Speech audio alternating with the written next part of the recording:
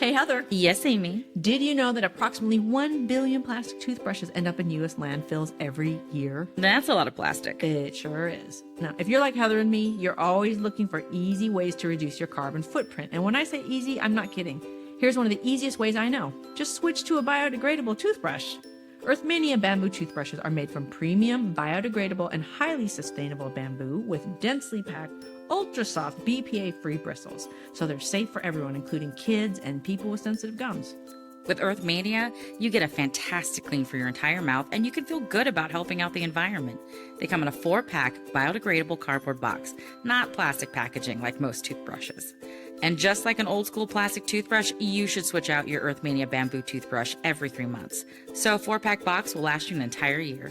Also, did you know that bamboo is naturally antimicrobial? So a bamboo brush is less likely to harbor germs and mold like their plastic counterparts. I'm sold! I can't think of a reason not to switch to Earthmania. Same! And for our Casting Notice listeners, Earthmania has a deal, and who doesn't love a deal? I love a deal. Yeah, go to earthmania.com and enter the code Casting Notice at checkout for 20% off your entire order. That's www.earthmania.com, discount code, which is 2 words, Casting Notice.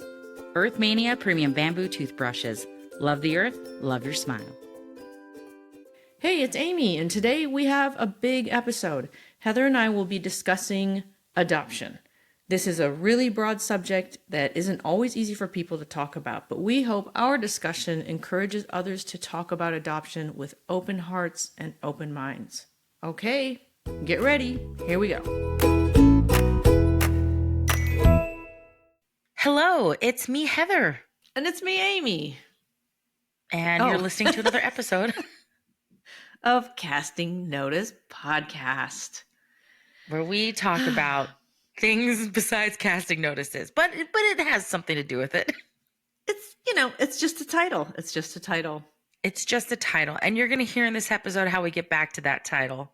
Because this is a big episode for us. It's a big, fat, giant episode. It is. And it's one where Amy and I, our Venn diagram on this topic is a little bit more separate sometimes, but it is about adoption. And we both have very strong feelings. And I think our feelings can be valid on both sides. And I think it's a really interesting topic to hear from an adoptee and adopter's point of view. Yeah, absolutely. And our connection to adoption kind of overlaps in some interesting ways, but then is very different in other ways. And so, and I think it's really important for us to have this conversation in a kind of little public forum like this, because it is something that people have a lot of misconceptions about, both on coming from all directions. And I think it's one of those things that can be really polarizing, and people feel like, well, I feel this way and you're wrong, like many issues in our society today. And it's important for people who don't agree to be able to have conversations and can say, like, we need to get back to that place where, yeah, you know what? Both things can be true. Absolutely. Because our experiences are legitimate experiences. Yours are legitimate. Mine are legitimate. That doesn't mean that my experience is going to axe yours. I hope not. I don't want to be axed today. So I think the first thing to sort of discuss about this is where we come in to adoption. I'll start with my story. I was not adopted, though my sister claimed I was my entire life. She told me I was a little Mexican baby left on the doorsteps of my parents' house. She's 6 years older than me. So when she was in junior high, she was a TA for like the counselors. And one day we were home. So I'm probably about 6. She's like 12, or maybe I'm 7, 13, somewhere around that kind of age spread. She's like, I found your adoption certificate in the drawer.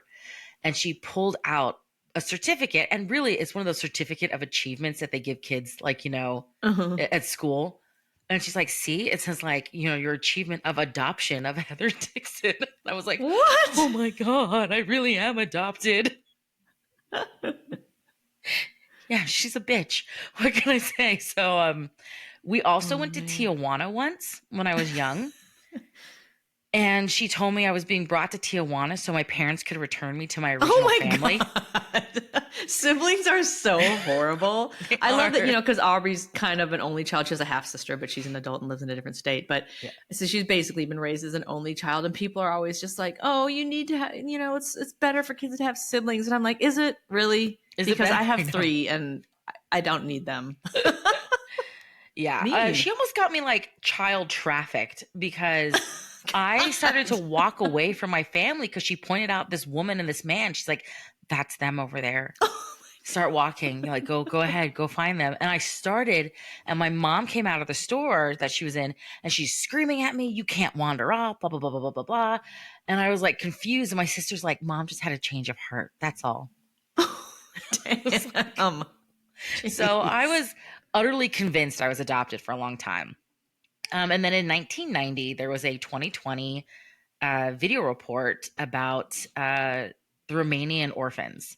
It was a huge humanitarian crisis that occurred in Romania from Ceausescu, where he pushed women to have children. He was going to build Romania's army from them. And really, these children were put into orphanages without a lot of care or human touch. And it just completely ruined these people. And it was the first time I was like 10, and I was like, holy crap, there's actually children in the world that don't have parents. What an awful thing for that to be a reality in this world. It was the first time I was confronted that it was very real, and it wasn't like these cute stories and stuff that I'd read about, like Anne of Green Gables and A Little Princess. And at that moment, I was like, well, I'm going to adopt when I get older. That's how I'm going to build my family. I'm going to adopt. That's it. Bobby and I started dating in high school. And I'm like, we're going to adopt when we get married, just so you know. Just so you know. So the poor man has never had a choice in it. But we did. And I do think adoption can be really wonderful because Bobby and I had a long time where we were able just to be a couple and get really strong in our coupleness and have a really strong foundation, because parenting's hard. It's just hard. Doesn't matter if you have a good kid. Well, your parenting is hard. Well, I think parenting across the board is hard. No? Yes and no. I don't think it's as hard as people really make it out to be. It ain't rocket science. Okay. Now, your situation is very different. Yeah. Very different from mine. And I also just have one kid, and I also don't have a meddling husband, so or a spouse, But yeah, I mean, again, there are so many variables that come into how difficult parenting can be. Absolutely. Yeah. Well, I mean, and on that note, I mean, I deal with I don't even want to call that person a co-parent, but someone who is, the other parent of my daughter. I mean, yeah, that's really difficult, dealing with someone that you're not in a relationship with and don't have a good relationship with. Not only just not a good relationship, but a horrible relationship with, and don't want to have a relationship with. Like, that part of it, yeah, parenting is the worst. But is that parenting? No, that's like more of a relationship issue. So like that's more of a person who's off their fucking rocker issue. But other than that, no. I mean, yeah, it certainly has its moments, but that's life. I mean, life has moments. That's true. So. It is. But I am grateful that we spent that time, because I don't think if Bobby and I had spent so many years childless, we would have been able to handle the situation that we got. For sure. And I mean, you guys have been together since the beginning of time too. Yeah. So like, I don't think that's typical anymore. So in that, I adopted from foster care. We were told one thing when we were matched with the kids. And I've always said, I'm not really going to go into my kid's story. It's their story. I respect that. And I think they have the right to control how it goes out there in the world. But I will just say, it was not the life that we expected. And the situation was not portrayed accurately. And the kids had a lot more challenges than were presented. That's partially a fault of the foster care system, though I don't fault the social workers. It is an overworked system. There are too many kids in the system. Oh, yeah. That needs a whole transformation on itself. But the reality is, Bobby and I were ill prepared for the situation that we got when we were matched with them. And it was only by the grace of God, I think, that we had an incredible social worker who just absolutely knew what we needed to do and was able to help us get additional resources that we needed for the time. So we got very lucky there. And the kids are great now. I love them. They're, I didn't end up hating them or hating my life, though I did know how I was going to kill them because I was like, I understand why now. So many adoptive parents drive off cliffs. So for me, I'm coming from adoption as it's a great necessity that's needed in society. There are too many kids out there, like older children, and that's what we adopted. We adopted an older child sibling set, and I think absolutely there is a need for these kids to find loving, caring homes. And there's a lot of corruption, unfortunately, in the foster care system, and there's a lot of babies who are, maybe could be returned to their families if we gave the families a little bit more support. There's a lot of problems with the system, but overall my leaning is adoption is should be considered beneficial to society and beneficial to the well-being of creating successful populations on this planet. How we're executing that, I do think there's a lot of problems. A lot. Your turn, Amy. Okay, so my life story. I'm a Korean adoptee. And for those who are familiar or not familiar, like you may or may not know, there are hundreds of thousands of Korean adoptees who came over since the Korean War in the 50s. And the numbers are definitely not anywhere close to exact. I mean, I've heard anything from like 150,000-ish to closer to 250, 300,000. So, and the diaspora is all over the place, but mostly obviously to predominantly white nations, white Christian nations. So all over Scandinavia, Western Europe, the United States, Australia, Canada, like those are primarily where Korean adoptees ended up. And because it was through Korean missionaries that all international adoption, pretty much, that was the genesis, was the Korean War and the Holt, Bertha and Henry Holt, who went over there to be missionaries, and they started the whole shebang. So that's the history of international adoption in a nutshell. Those two people pretty much spearheaded the entire industry as it is today. And so I was not a war orphan. I'm not that old. I came over in the early 70s in 73. And I was raised by a white Christian evangelical Lutheran family in Minnesota, like many, many Korean adoptees were. And I grew up with 3 white siblings, 2 white parents, all white schools, all white church, that sort of thing. So, I mean, my experience then as a parent, I went into parenthood like pretty reluctantly. I wasn't planning to have a child at the time. I ended up unexpectedly getting pregnant. And so I am a biological mom to one almost 17-year-old, who you heard earlier in our season, my daughter Aubrey. So I have very strong opinions as well on adoption. And like Heather said, like we definitely differ on some of these things. But kind of interesting as I was listening to you talk about your feelings about it, like in a very weird roundabout way, I think we agree more than we're really even Sure. recognizing sometimes, because I think it's like the short-term immediate stuff that we disagree on, but really in the big picture, it's all the same thing, which is that we want society to be better, right? We want there to be better lives for Absolutely. Yeah. human beings in general. For me, the approach comes from the other direction of just like, why aren't we helping the mothers more?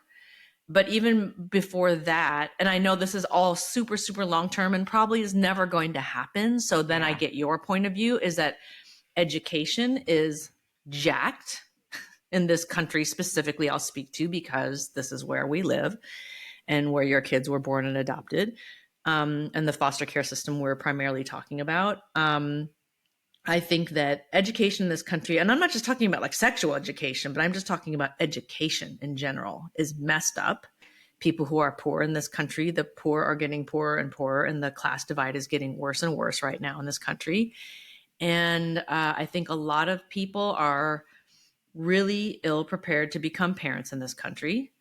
And then we have a lot of children who are being raised by poorly educated or uneducated people.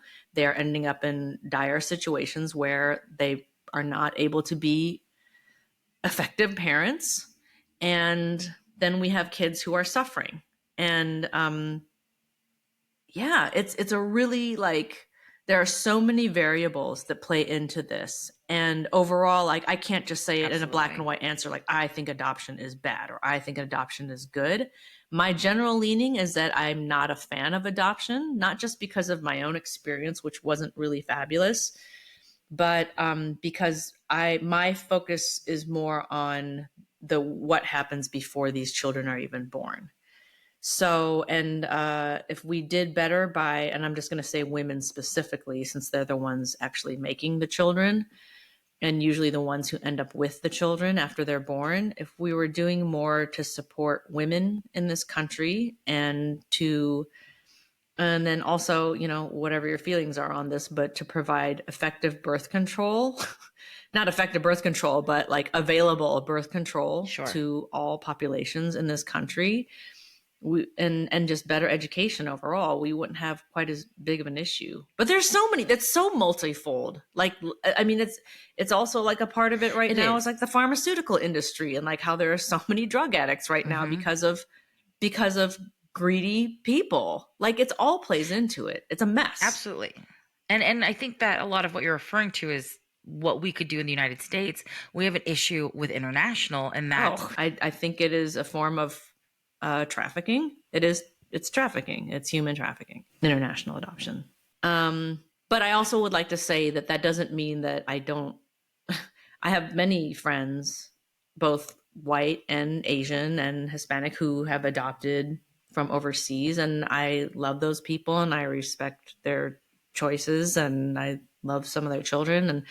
And so, I mean, without a place of just judging people for the choices that they make, I'm just saying overall the industry, I think, needs to be stopped, is my opinion. The thing I wonder about though is, like right now it's very hard to adopt from Korea, because Koreans are now finally adopting their own kids. And that's actually a whole other issue where women are unable to have children in Korea because they have to work, because they don't have enough jobs, and there's a patriarchy situation. It's a mess. But it has made it so adoption is now more prevalent in Korea where it used to not be. So domestic there adoption. is a question to sort of be asked, like, hey, what do we do about countries? I'm going to call them out, like China, who really has a policy of just tossing kids they're not interested in. And that's such an aloof way of saying it, but it is a reality. And there's a reality that there's a lot of children in orphanages in China. And there's not a lot of Chinese families adopting those kids. Right. So what do we do? Is it the U.S.'s responsibility for these kids? Or is it something that then we have the conversation about saviorism, right? Because look, this is my general opinion and it's maybe not popular, but I mean, yeah, I've spent a long time thinking about this kind of stuff. Obviously, people suffer everywhere. Sure. Every country, every economic status, every way we come into this world, there is suffering in life. Life is suffering.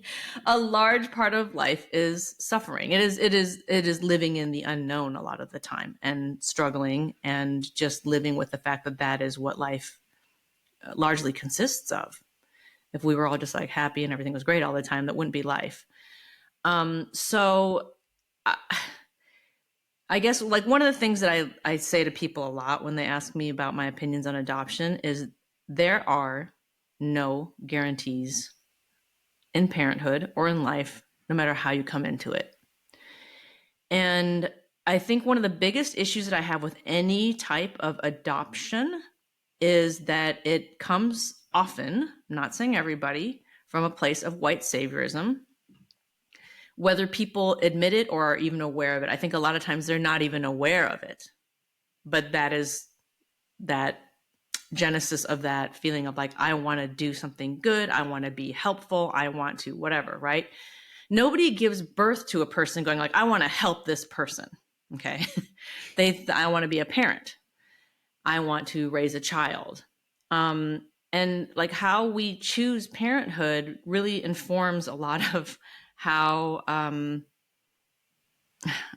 things play out. I guess I just feel like, if you come into, not you, but if one goes into a mindset of like, I want to adopt because I want to do something good or help a child that needs help, I don't know. To me, like that just never feels right. And because, you know, you can give birth to your own biological children and have so much fucking tragedy and Sure. difficulty. And unfortunately, a lot of parents go into an adoption situation thinking, not you, thinking that they're going to get, they're going to get to kind of pick and choose. They're going to get something that is going to appreciate that they were saved. And that is just not the way to go about things. Absolutely not. And I think that is an education that needs to happen with adoptive parents. I went through a great foster family agency. I am very pro foster family agency. That's a whole other discussion. A lot of people do not like them. But I went through one that was fantastic. And ours was really, we watched a video where in it was about transracial adoption. And basically it was like, why should we have to say thank you? Why should an adoptee have to thank their adoptive parents? They shouldn't. There shouldn't be this expectation. Fuck that. What? But it was, you know, there is kind of like this. I don't know if Bobby and I had saviorism. I mean, a little bit. Let's be honest. I saw a video about you did. You just said you did. You saw a video of children suffering, and you wanted to help. And them. I wanted to help it. Yeah. And, but I don't think that's necessarily a wrong thing. I think it's the approach of when you go into it, of going, I'm going into this understanding that we all come, that the children and even myself in some ways are coming together from a place of loss. These children have lost their families, and that's even a greater loss. Mm-hmm. They have lost it. And in a lot of cases, like with mine, there is no connection to the birth family. Mm-hmm. So they have fully truncated a loss that they are not going to really be able to get back unless they choose to. And even then, there's complicated feelings behind it. Well, and then in situations like mine, who have also lost my entire family, there's nobody there looking for me, or I can't find anybody, right? Yeah, you don't get answers. You don't get closure. And I think that when you come into this with this idea of we're adopting children because we want to be parents and we want children to be raised in a loving home, you don't need to be thanked if that's what you've done. If you've done your best to raise your children in a loving home, then you're doing what you were always going to do, and there should be no expectation of being thanked for it. Mm-hmm. 100%. So I hate that mentality of like, they never thanked me. Or, you know, I would think that, you know, let's play a scenario here. If Aubrey decided to suddenly flip and was like nasty and mean and was like, I hate you, Mom, and everything. But like really like a mean, like really went off the rails. Yeah. Yeah. You'd be like, what the fuck? I'm your fucking mom. I did all this stuff for you, and this is the thanks I get, you ungrateful little turd. Slap. Yeah. And I think there's a normal level of like, hey, don't be a dick as a kid. You know what I mean? Like, but I should not be treated as like, wow, you did something so amazing because you adopted these kids. And I have hated that to this day. When I meet people and they're like, and they find out I adopted, like, wow, you're incredible. You're a saint. I'm like, no, I'm not. Like, I am not a saint. Saints don't go around calling their kids bitches. Look, anybody who raises children is a saint. Like 15-year-old the other day, because of what she was doing, I was like, you're a fucking bitch. Do you understand that? You're such a bitch. I don't want to deal with you right now. And I walked away. And I did. And I admit it. Like, she made me so upset. And I had to go back later and say, I'm sorry. I should not have said that. I was very frustrated in the moment. But I was mad. And I mean, like, that's normal. And the thing that I feel really content in my relationship with the kids is I feel like it's a very normal relationship. But when I just met somebody the other day, it's like, wow, that's amazing what you did. Like, that is so, it doesn't make me an amazing person. No, you know what's amazing is giving birth and having your asshole rip open and then living to tell the story. That is amazing. That I'm still alive and can walk without a limp. Is there a scar, by the way? Like, or did it heal all nice? You know, I don't like to hold a mirror down there unless I really have to. I've been told by multiple men that it looks pretty normal. I don't know. And my doctors, like during that annual exam, never been like, you know, you might want to consider plastic. Some resurfacing. I think it was put together pretty well, Pretty well. but it was a rough couple of years. Yeah. Lie. It was gruesome. I mean, I've literally compared that to like a war wound, right? Yeah. Because if a part of your body ripped open to be just one giant gaping wound, For your child. Well, you'd I probably think that, just die on the battlefield. You know what I right? mean? Right? Yeah. So the fact Well, that's that why like, women they did just- die so much. Because can you imagine having to do that in the 1600s? God. Like, oh yeah, that's why well. women were dying. Like, oh my God, yeah. Yeah. Anyway, I still can't even believe that happened to my body, and I'm like, oh yeah, that happened. Anyway, But do you know what that means, took a turn. Amy? That means for the first couple years that both of us were raising our kids, we just had giant pains in the ass. Wah, wah. I love that. I love that joke. I'm not taking it out. It stays. But I do think ultimately, like, I would love, even though I adopted, and I think it's a wonderful way to build a family, the truth is there will always be kids who need families. That's just the reality. Things are going to happen. Tragedies are going to happen. There will always be children who need families. Yes, they exist. But I wish there was a lot less children who needed families. I wish there was a way. I don't want just to say wish. I would like for there to be a way for most families to be able to stay intact. Ideally, Because I yeah. think that's what's better. And I also think that a lot of this gets my high horse because, as we've talked about, I am a Christian. You are not. I have a problem with the hypocrisy of Christians who talk about how they're there for the betterment of society and the good. And I'm like, They are Jesus not. said, do not forget the women and the orphans. And you are forgetting all the orphans by the fact that we have an obscene number of children in foster care and available for adoption in the US.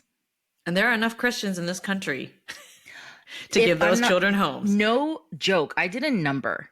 If 10% of every megachurch, that means a megachurch is a church with 2,000 plus people attending that big? I didn't know it was that big. If 10% of the couples in every megachurch in the US opened up their home to adoption and foster care for the US, there would no longer be an issue of finding children homes or families.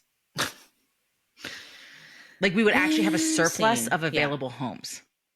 And I think it's absolutely ridiculous that exists because if we are able to provide children with loving, stable homes, we will sort of better the situation. Like when you hear the statistics of girls who go through foster care who are not adopted end up having children who end up in foster care, the amount of kids who age out of foster care who become drug addicts on the street, the amount of kids, it's just ridiculous. And we have a system that pushes children out when they're 18 and they're like, figure it the fuck out. Sorry. Oh, you don't know how to get your birth certificate? Sorry, figure it out. I don't know. And, you don't know how to get your social security card? Oh, well, figure it out. It's a very broken system. And again, I'll say a lot of that goes back to the way poor people live in this country. Yeah. The way that they are educated or really not educated and how they end up perpetuating those cycles because there is a great interest in the wealthy of this country of keeping poor people poor. Sure. I mean, that's where I definitely agree with you there. But those are also the people who want to get rid of women's health care. And by health care, I'm talking about birth control and about access to safe abortion. And I'm not saying abortion is the cure for any of this, but I'm saying it is a one small piece of a very big picture that is about keeping women under control. And keeping poor people poor and having a segment of society that can be easily looked down upon and scapegoated for everything. So that, I mean, to me, those are bigger issues. And I guess, yes, of course, then immediately, but in the meantime, Amy, what do we do with these kids? And yes, of course, something has to be done with the children. But I think that we often, what is it, like throw out the baby with the bathwater? Like, you can't just focus on one thing. To me, it is all the same issue. And I think that people who want to talk about adoption will talk about adoption and foster till they're blue in the face, but we're not really getting to the root of what so many of these issues are. There will always be a segment of unwanted children in any society, but look at other societies who are doing better in those other areas, and they don't have as many unwanted children as like this country does, or countries where they're exporting their children pretty regularly, where they're trafficking, selling their children. Mm-hmm. And then that's the other issue too, is that it is an industry, not so much domestically, but somewhat, but internationally it is a money-making industry. It is a supply and demand industry. And as long as we keep asking for that product, there are going to be people who will take advantage of poor people and uneducated people and essentially steal their children and sell them. And about children living in unstable homes, and yes, ideally it would be great for families if possible to stay together. And then the debate is always like, yes, but when the family is unsafe or the parent is unsafe or blah blah blah blah, is it better for them to go to another family? And that's maybe a case by case scenario, but I would also argue that because if you also look at the statistics of how many, and I'm speaking domestically here in the United States, of how many adopted children are tortured, abused, and murdered by their adoptive parents, I don't know that it's all better. And I'm not saying that's all of them or overwhelmingly all of them. It's not an overwhelming majority, but it is not uncommon. And these stories don't make the news because society here in the United States, at least I'll speak to, want to perpetuate the romantic idea of adoption being a beautiful solution to horrible mothers who are drug addicts and blah, blah, blah, right? Like we can save these kids. These kids are not being saved a lot of the time. They are going into just another bad situation. I mean, if you just Google it, how many adoptive children are tortured and murdered by their adoptive parents? It happens regularly in this country. People like to buy children and kill them. I hate to say it, but it is happening a lot. We don't publicize the things that people don't want to know about, right? Like there's a certain amount of just like ew, look at this story that we want to know about, right? But when it involves children being, because it doesn't jive with the pretty part that we want to believe. I mean, I think one thing that you and I both really can put into the middle of our Venn diagram is agreeing on, for me, like really at the foundation of this issue are effective resources for women. Absolutely. Period. Of all ages and just education in general for this country. This country's educational system has been in crisis since the 90s is when I feel like it really started to take a dive. Yes, but I think 100% we can both agree on that, and not to leave men out, but specifically for women in this country. Yeah, I mean, this is something we could talk about forever. But I mean, again, I just want to stress that I'm really grateful that we have the kind of friendship that we can have these discussions. And it is so important because, again, like this is a really polarizing topic for a lot of people, even I'll say within the adoptee community. Sure. There are so many adoptees who will really bicker about this stuff and friendships are ended and that kind of thing. And within adoptive families, it's really hard. Like I could never have had a conversation like this with my siblings. Well, not all of them, but I have 3, but 2 of my siblings are adopted and 1 is not. And between the 3 of us who are adopted, I mean, we have wildly different feelings about adoption, even being raised with the same parents. Yeah.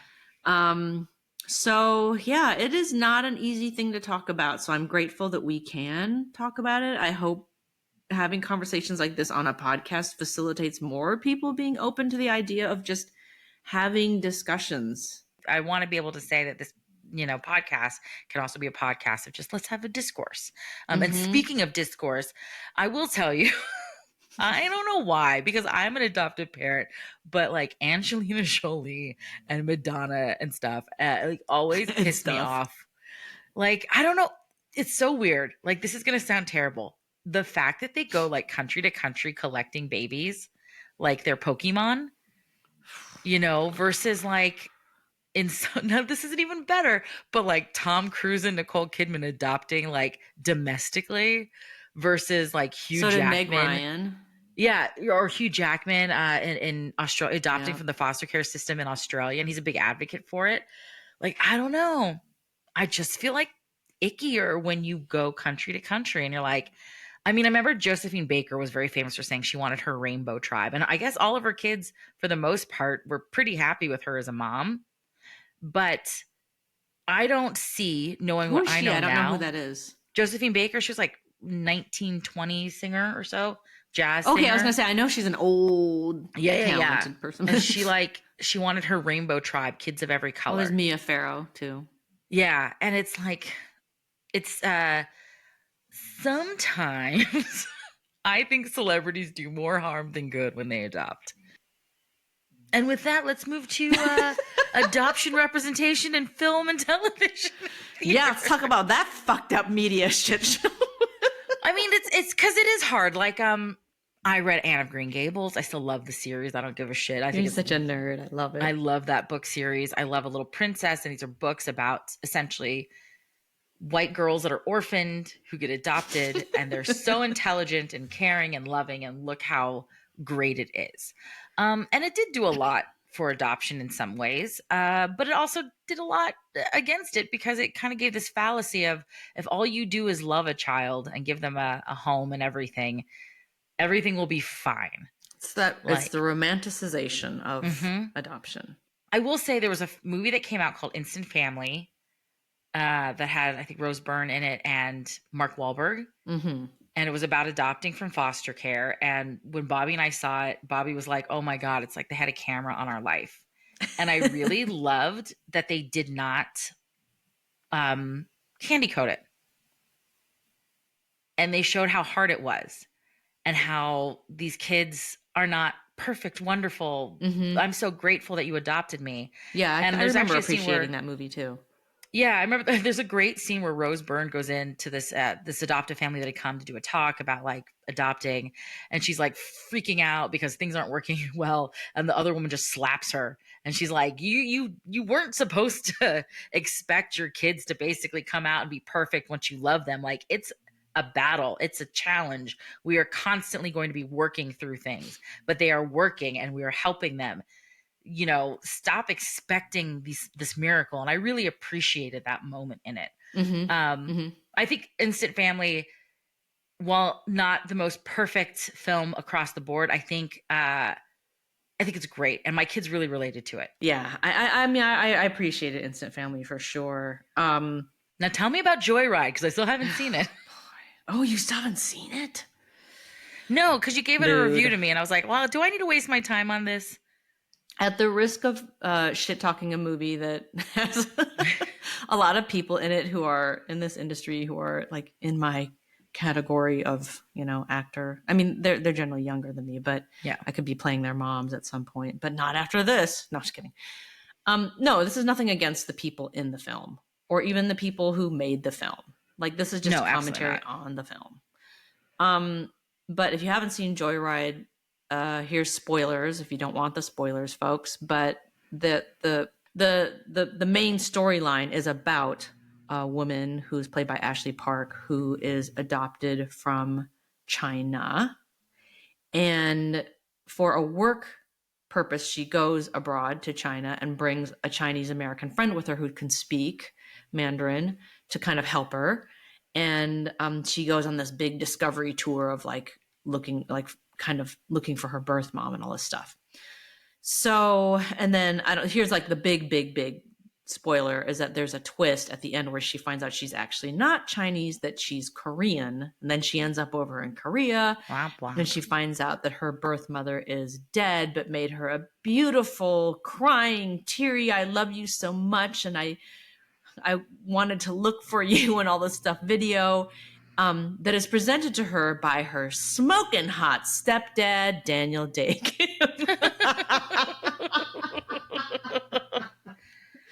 Because, like, a lot of adoptees go back to Korea and find out that their stepfather is a hot piece of ass. No, it never happens. That has never happened. If there's someone out there, a CAD, we call each other CADs, KADs, Korean adoptee out there who found out that they had a really fucking hot dad, please tell me all about it. Email me. Yeah, tell me too. I want to know. DM me on Instagram because I want to know. We're going to have you on the podcast. Like, I found out I had a stepdad who was a snack. Okay. So, I don't know any Korean adoptee who has a beautiful video from a birth parent saying how much they loved them and wanted to keep them and have been looking for them. And now I'm dead. Boo hoo hoo. It's not really how it happens. And my main issue with the film was not even like how they handled the adoption storyline, but why did they even have to have it? That whole movie could have existed without adoption being part of it. There were a million reasons Ashley Park's character could have had to go to China. Like, wow, that's also my problem with The Whale, that movie with Brendan Fraser. Why did she have to be adopted? I know, like, you have issue with that, but I don't care about it. Like, I don't so feel like it, I'm like, I don't feel like it said anything bad about adoption though, or like fucked up the adoption. To me, it was, this is why we're going to excuse purpose. that this person is Asian. Like, they can't just be an Asian Christian household. Again, it goes back to, was this a diversity hire? Now, nothing against the actress. I think she was incredible. But it's like, why did you have to excuse her ethnicity? That's how I see it. And I often see adoption, I feel, used in media as a way to excuse a person not being white.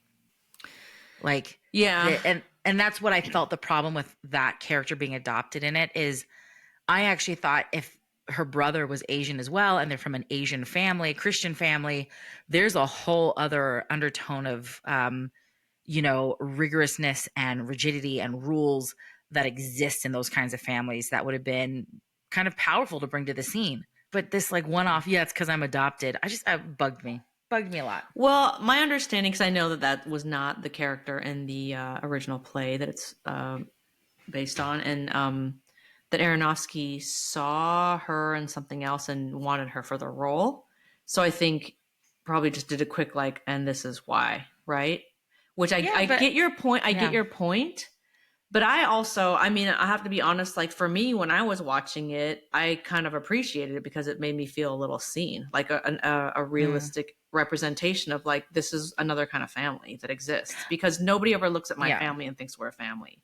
And people never understand what I say, like, I'll be talking to a white person. I'll be like, oh, you remind me of my brother or something. And they're like, what? Mm-hmm. Or like normalizing those types of families to me made me feel kind of seen.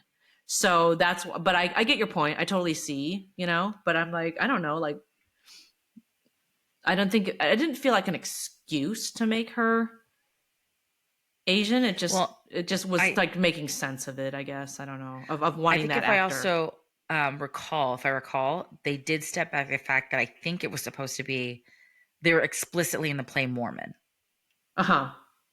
So it was a way to sort of bring her in, but also step back the Mormonism. I don't know, maybe. Yeah, because the religion in the film was kind of like a Mormon-y. But they never call it anything. But they don't ever call it that. But it definitely feels like, because of the door knocking in general. Yeah. It could have been Latter-day, it could have been LDS, it could have been J-Dubs, whatever, right? Those are our favorite door knockers. Here's another recent one that made me go like, no, media. The fucking Wonka movie. Oh, did they adopt in that? God damn, man. That's like a perfect example. Because the whale one is like, okay, that's up for debate. Oh, my dog's going to get up and start making some noises. Hi, girl. If you hear like yawning and gnashing of teeth, then that shaking of heads. So come here, girl. Come here. The Wonka movie, also spoilers if you haven't seen it and you want to all see Timothée Chalamet. There is, of course, it's always got to be a brown person.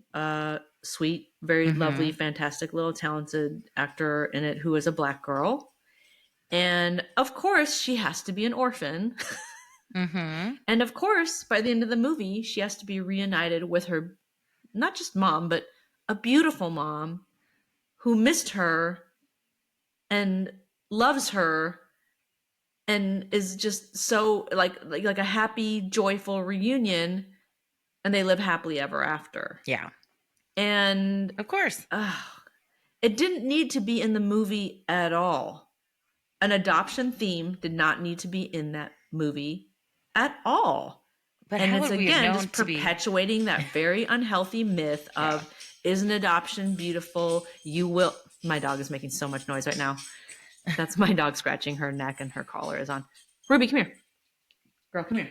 But isn't adoption beautiful? Not adoption, but like if you are an orphan, you're gonna find your mom and it's gonna be beautiful and she's gonna be not a fucking mess and she's gonna just welcome you back into her house and you're gonna live happily ever after. That is not at all anything. But, you know, we do sort of glamorize in a lot of media, like orphans and adoption and finding that happy ending, you know. Annie gets adopted by a freaking billionaire. Oh, you know, yeah. That's a big one. So it's, you know, Together but I don't know how many people would forever. want to go to a musical where it's like, the sun won't come out tomorrow. It's a gloomy day for the rest of your life. You're gonna die alone. Like, I don't know if that would have been a hit. You know, The Fosters tried to be a TV show that dealt with foster care, and they did a terrible job. No, I never watched it because I couldn't stomach it. Yeah, I made it through a few seasons, and it just every episode made me angry. Like, FYI, if your FFA or the county finds out that you have 2 teenagers having sex in your house, you're probably not. They're not going to turn a blind eye. Is all I'm saying. All I'm saying is they're going to be like, maybe this isn't a healthy situation for one of them, Maybe especially not. one who's been traumatized. Yeah, I mean, the only movie that I feel positively about is Instant Family. But I think it's hard to tell an adoption story. You know, I think it's really hard to tell an honest one, because the movie people need to buy that popcorn and feel entertained. And it's right. And yeah, and anything is going to get glamorized. I guess my issue is like, why go there?